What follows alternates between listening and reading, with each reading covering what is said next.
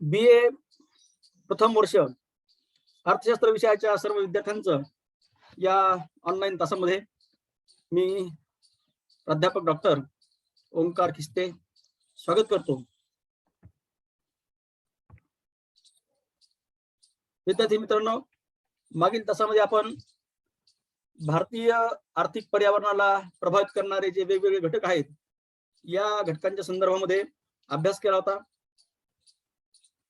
आजच्या या तासामध्ये comparison of Indian economy with different countries और डेव्हलप कंट्रीज म्हणजे भारतीय अर्थव्यवस्थेचं इतर अर्थव्यवस्थेसोबत आपल्याला तुलनात्मक अभ्यास करायचा आहे।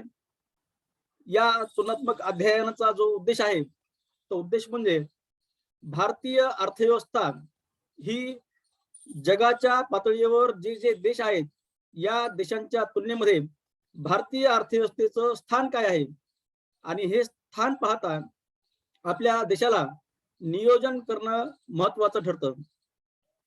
जागतिक पातळीवरती वेगवेगळ्या घटकांचा जर आपण विचार केला तर या घटकांच्या आधारे भारतीय विकासाच्या दृष्टिकोनातून भारताला नियोजन करणं, त्यासाठी रणनीती आखणं, या दृष्टिकोनातून जागतिक पातळीवर भारताची परिस्थिती काय आहे हे अभ्यासण्यासाठी वेगवेगळ्या घटकांचा आधार घेऊन आपण भारताची परिस्थिती इतर देशांच्या तुलनेमध्ये कशी आहे हे अभ्यासणं महत्त्वपूर्ण ठरतं। यासाठी विद्यापीठाच्या अभ्यासक्रमानुसार आपल्याला ही जी तुलना आहे भारतीय अर्थव्यवस्थेची, ही जी तुलना आहे ही तुलना करण्यासाठी आपल्याला वेगवेगळ्या घटकांचा आधार घ्यायचा आहे। यामध्ये सर्वसामान्यपणे भारताचं GDP काय आहे, लोकसंख्या कशी आहे, या बरोबरच नैसर्गिक साधन संपत्ती असेल, दरडोई उत्पन्न असेल, ह्युमन डेव्हलपमेंट इंडेक्स असेल, यासारख्या वेगवेगळ्या घटकांच्या आधारे आपल्याला भारताच्या अर्थव्यवस्थेचं इतर अर्थव्यवस्थेसोबत एक तुलनात्मक अध्ययन करायचं आहे। या अध्ययनाच्या आधारे आपल्याला भारताच्या विकासाची वाटचाल कशा प्रकारची आहे हे देखील आपल्याला लक्षात येईल। एक गोष्ट सर्वांना आवर्जून सांगावीशी वाटते ती म्हणजे अर्थशास्त्र विषयातल्या ज्या ज्या संकल्पना आहेत या संकल्पना आपल्याला स्पर्धा परीक्षेसाठी MPSC आणि UPSC ला, विशेषतः MPSC आणि UPSC ला या संकल्पना महत्त्वाच्या आहेत। या संकल्पना वेगवेगळ्या या स्पर्धा परीक्षेच्या अभ्यासक्रमामध्ये समाविष्ट केलेल्या आहेत। तर या आपल्या भारतीय अर्थव्यवस्थेचं इतर देशांसोबत तुलना करताना आपल्याला सर्वात प्रथम GDP म्हणजे ग्रॉस डोमेस्टिक प्रोडक्ट म्हणजे सकल घरेलू उत्पाद या संकल्पनेचा आधार घेऊन आपण भारतीय अर्थव्यवस्थेचं इतर देशातल्या अर्थव्यवस्थेसोबत एक तुलनात्मक अध्ययन करणार आहोत। या अध्ययनाच्या पूर्वी आपण GDP म्हणजे काय, सकल घरेलू उत्पाद म्हणजे काय, ही संकल्पना समजून घेणं महत्त्वाचं आहे। तर GDP हे एक राष्ट्रीय उत्पन्न मोजण्याचं साधन आहे।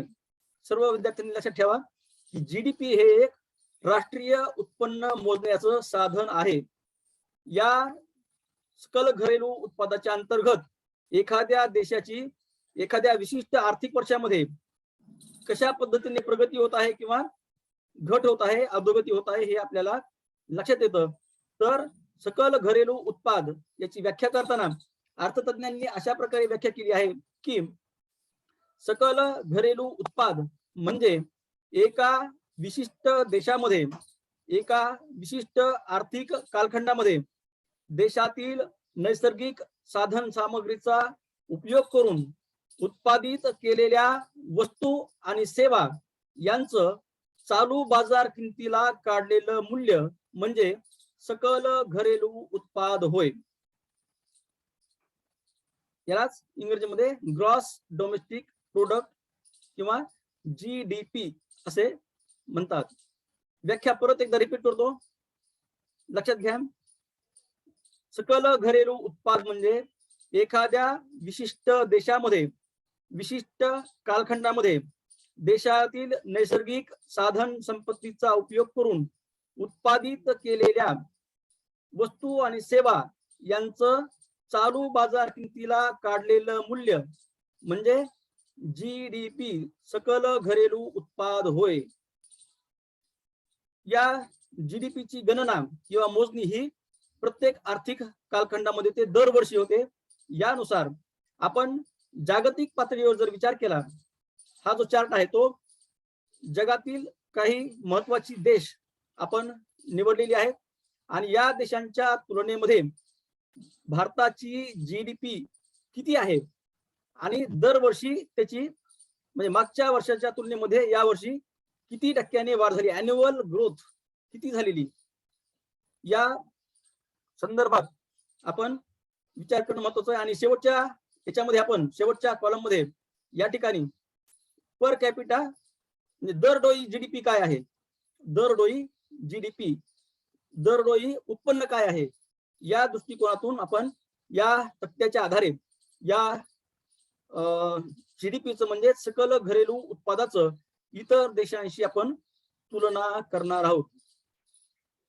हा जो चार्ट आहे तो अमेरिकन डॉलर US डॉलर चा जो एक्सचेंज रेट आहे त्या मूल्याच्या आधारे या ठिकाणी विश्लेषण दिलेलं आहे. आपण पाहत आहात की सर्वाधिक हे जे सगळं मूल्य आहे हे मूल्य आहे nominal GDP in trillion dollar. Trillion dollar मध्ये ही आपण मोजलेलं आहे, म्हणजे अब्ज कोटीमध्ये 20 अब्ज कोटी असं या पद्धतीने. आणि दुसरं जे आहे तो आहे अॅन्युअल ग्रोथ कशा प्रकारची आहे. आणि शेवटी पर कॅपिटा इन्कम हे सुद्धा आपण डॉलर मध्येच अभ्यासलेलं आहे. या तक्त्यामध्ये आपल्याला असं लक्षात येतं की सर्वाधिक सकल घरेलू उत्पाद हे अमेरिकेचं आहे, ते 20.89 ट्रिलियन डॉलर एवढं आहे. त्या खालोखाल चीन, चायनाचं जे GDP आहे सकल घरेलू उत्पाद आहे हे सकल घरेलू उत्पाद 14.72 ट्रिलियन डॉलर एवढं आहे. त्या खालोखाल जपान, जर्मनी, युनायटेड किंगडम आणि त्यानंतर जो क्रमांक लागतो तो लागतो भारताचा. भारताच्या संदर्भात जर आपण विचार केला तर भारताचं जे सकल घरेलू उत्पाद आहे ते केवळ 2.66 ट्रिलियन डॉलर एवढं आहे. म्हणजे अमेरिका आणि भारताच्या GDPचा जर आपण विचार केला तर आपल्या असं लक्षात येतं की जवळजवळ 10 पटीने 10×20 हे पाहिजे आहे अमेरिकेचं 20 ट्रिलियन डॉलर 20.89 ट्रिलियन डॉलर आणि भारताचं आहे 2.66 ट्रिलियन डॉलर. म्हणजे जवळजवळ अमेरिकेची जी GDP आहे ती भारताच्या GDP पेक्षा 10 पटीने जास्त आहे. 10 पटीने म्हणजे भारत देश हा GDPच्या संदर्भात 10 पटीने मागच्या बाजूला आहे, मागच्या क्रमांकावर आहे. त्याचप्रमाणे चीनचा जर विचार केला जो की आपला शेजारी देश आहे त्याचं सुद्धा GDP भारताच्या तुलनेमध्ये 7 पटीने जास्त आहे. जपानचं 2 ते 2.25 पटीने जास्त आहे. तर जर्मनीचं सुद्धा भारतापेक्षा जास्त GDP असताना आपल्याला दिसून येतं. आणि भारताचं हे जवळजवळ 6व्या ते 7व्या स्थानावरती GDPच्या संदर्भामध्ये स्थान असताना आपल्याला दिसून येतं. परंतु जरी अमेरिकेच्या तुलनेमध्ये भारताचं GDP कमी असलं तरी देखील इटली, कॅनडा आणि साऊथ कोरिया या देशांच्या तुलनेमध्ये मात्र भारताचं GDP जास्त आहे. परंतु विकसित देशाच्या श्रेणीमध्ये भारताला जर जायचं असेल तर भारताचं GDP वाढणं आवश्यक आहे. आणि GDP वाढविण्यासाठी भारताला बचत दर वाढवून गुंतवणुकीमध्ये वाढ करणं आवश्यक आहे. या माध्यमातून राष्ट्रीय उत्पन्न म्हणजेच GDP वाढणं शक्य होईल. जर आपण जीडीपीच्या वाढीचा दर जर पाहिला आपण तर अमेरिकेचा जो जीडीपीचा दर आहे तो मागच्या वर्षामध्ये -3.6% राहिला वजा. तर चीनचा आहे तो धनात्मक स्वरूपाचा आहे. म्हणजे चीनच्या दरडोई उत्पन्नामध्ये वेगाने वाढ झाली. जरी चीनचं जीडीपी हे कमी असलं तरी त्यातली जी वाढ आहे तो वाढीचा दर हा सकारात्मक आहे, पॉझिटिव्ह आहे किंवा तो धनात्मक स्वरूपाचा आहे. पण इतर देशाच्या वार्षिक वृद्धीचा जर दर पाहिला तर तो नकारात्मक राहिलाय, मायनस राहिलेला आहे. फक्त चीनचाच जीडीपीचा जो वृद्धी दर आहे तो सर्वाधिक राहिलेला आपल्याला दिसून येतो. यानंतर दरडोई उत्पन्नाचा जर आपण विचार केला, पर कॅपिटा इन्कम, पर ज्या पद्धतीने आपण सुरुवातीला जीडीपीची म्हणजे ग्रॉस डोमेस्टिक प्रोडक्ट म्हणजेच सकल घरेलू उत्पादाची व्याख्या पाहिली त्याप्रमाणेच आपण जीडीपी पर कॅपिटा काय आहे, जीडीपी दरडोई उत्पन्न काय आहे याची एक व्याख्या पाहू.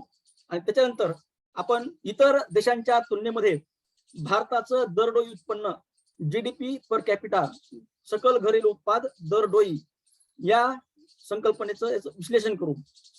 तर दरडोई उत्पन्न म्हणजे काय, तर एखाद्या देशाचं एकूण उत्पन्न म्हणजे जीडीपी त्याला एकूण लोकसंख्येने जर भाग दिला तर जे शिल्लक येतं आपल्याला जे उत्तर मिळतं ते आहे दरडोई उत्पन्नाचं.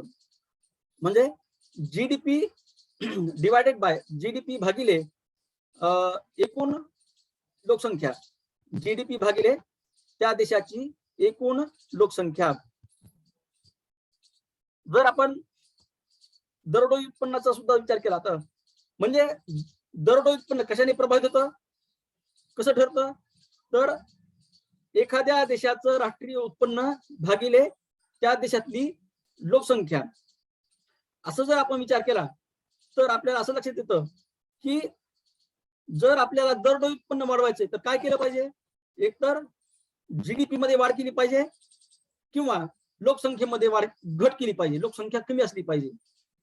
जर एका बाजूला जीडीपी वाढत आहे आणि दुसऱ्या बाजूला लोकसंख्या वेगाने वाढत आहे तर आपलं दरडोई उत्पन्न जे आहे ते कमीच राहणार. म्हणजे लोकसंख्या आणि राष्ट्रीय उत्पन्न, लोकसंख्या कमी होणं, लोकसंख्या नियंत्रित राहणं आणि त्या देशाचा जीडीपीचा जो जीडीपीतली जी वाढ आहे ती वाढ वेगाने होणं. म्हणजे लोकसंख्या जेवढी कमी असेल आणि राष्ट्रीय उत्पन्न जेवढी वाढ होईल तेवढं दरडोई उत्पन्न हे वाढताना दिसून येतं. दरडोई उत्पन्न वाढलं तर काय होतं, देशाच्या ज्या लोकसंख्या आहे, देशातली जी लोकसंख्या आहे या लोकसंख्येच्या राहणीमानामध्ये वाढ होते. म्हणून दरडोई उत्पन्न वाढणं महत्वाचं ठरतं. केवळ जीडीपी वाढवून उपयोग नाही तर दरडोई उत्पन्न वाढलं पाहिजे. मग दरडोई उत्पन्न कसं वाढलं, एक तर जीडीपी मध्ये वाढ करणं, लोकसंख्या नियंत्रित ठेवणं, या बाजूने दरडोई उत्पन्नामध्ये वाढ होईल. जर आपण भारतीय दरडोई उत्पन्नाचा जर विचार केला तर अमेरिका हेच राष्ट्र किंवा हाच देश सर्वाधिक दरडोई उत्पन्न असणारा देश आहे. या ठिकाणी 63,413.5 डॉलर एवढं अमेरिकेतलं दरडोई उत्पन्न असताना आपल्याला दिसून येतं. त्या खालोखाल आता पहा, या ठिकाणी आपण जर विचार केला तर आपल्याला असं लक्षात येतं की चीनचा जीडीपीच्या संदर्भामध्ये दुसऱ्या क्रमांकावरती आहे, परंतु या ठिकाणी चीनचं दरडोई उत्पन्न केवळ 10,434 आहे. तर जपानचं दरडोई उत्पन्न आहे, जपान देश हा 3 नंबरवर असून जीडीपीच्या संदर्भामध्ये 3 नंबरवर असून सुद्धा त्याचं दरडोई उत्पन्न हे चीनपेक्षा जास्त आहे. असं का झालं, तर चीनचं जीडीपी जास्त जरी असली तर चीनची लोकसंख्या जगामध्ये सर्वाधिक असल्यामुळं चीनचं दरडोई उत्पन्न हे कमी झालेलं आपल्याला दिसून येतं. लक्षात आलं काय? हॅलो, हो हॅलो, हा लक्षात आलं का? हा सर, जीडीपीचे डबल कसं ना तुम्ही काय करा, तुम्हाला जे प्रॉब्लेम आहे तो लिहून ठेवा, आपण शेवटी आपण ते सांगू. व्याख्या व्याख्या व्याख्या सांगतो मी, तुम्ही लिहून ठेवा, तुमचे जे प्रश्न आहेत ते लिहून ठेवा. ठीक आहे, शेवटी आपण त्याला 10 मिनिट वेळ देऊ. चालतंय. ही संकल्पना लक्षात आली का? हे पाहता काय झाली इथं, चीनचं दरडोई उत्पन्न जीडीपी आहे ती 2 नंबरची, पण दरडोई उत्पन्न किती? केवळ 10,434 आहे. आणि जपानचं जीडीपी कमी असून सुद्धा दरडोई उत्पन्न जास्त आहे. जर्मनीचं जीडीपी 4थ्या स्थानावर असून सुद्धा दरडोई उत्पन्न 46,000 आहे. बरोबर आहे. म्हणजे केवळ जीडीपी मध्ये वाढ होऊन उपयोग नाही, तर पर कॅपिटा इन्कम म्हणजे दरडोई उत्पन्नामध्ये वाढ होणं अपेक्षित आहे. ठीक आहे, म्हणजे या तक्त्यावरून असं लक्षात येतं की केवळ जीडीपी मध्ये वाढ होऊन उपयोग नाही, तर दरडोई उत्पन्नामध्ये वाढ होणं आवश्यक आहे. आणि दरडोई उत्पन्नाच्या तुलनेमध्ये इतर देशाच्या तुलनेमध्ये भारताचं दरडोई उत्पन्न केवळ 1927.7 एवढंच उत्पन्न आहे. 1927.7 डॉलर. म्हणजे अमेरिकेचा जर आपण विचार केला तर भारताचं दरडोई उत्पन्न हे अमेरिकेपेक्षा जवळजवळ 30 ते 32 पटीने कमी आहे. अमेरिकेचं दरडोई उत्पन्न भारताच्या तुलनेमध्ये 30 ते 32 पटीने जास्त आहे. चीनच्या तुलनेत जर विचार केला तर 10 पटीने जास्त जवळजवळ. जपानच्या तुलनेत विचार केला तर भारताचं दरडोई उत्पन्न हे 20 पटीने कमी आहे. म्हणजे आपल्याला जर विकासाचा दर जर आपल्याला साध्य करायचा आहे, तर यासाठी आपल्याला जीडीपीच्या वाढीच्या बरोबरच दरडोई उत्पन्नामध्ये देखील वाढ करणे आवश्यक आहे. ठीक आहे, तर आजच्या तासामध्ये आपण भारतीय अर्थव्यवस्थेचं इतर देशांसोबत तुलना पाहिली. या पहिला घटक पाहिला तो आहे सकल घरेलू उत्पादन म्हणजे जीडीपीचा.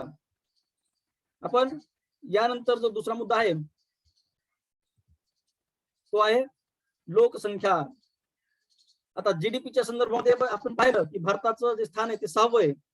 आणि लोकसंख्येच्या बाबतीत जर भारताची तुलना केली तर सर्वाधिक लोकसंख्याचा जो देश आहे तो आहे चीन.